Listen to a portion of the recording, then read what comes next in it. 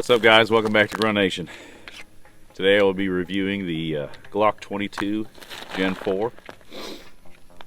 As you know, it's a Glock. It's got the same design as basically every other Glock out there. It is chambered in 40 Smith & Wesson, 40 cal. One of the things I did like about the Glock 22 is for many years the police department used it as their side weapon, and it's very reliable, and it's so far standing the test of time.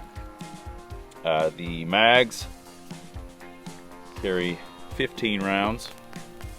The ammo I'm using is Blazer ammunition. It's 165 grain full metal jacket.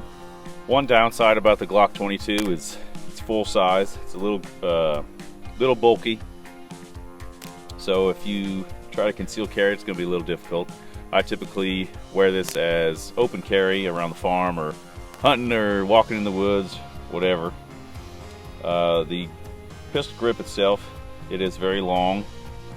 For you guys who have bigger hands, this is a good option for you. And I'll go ahead and shoot another mag.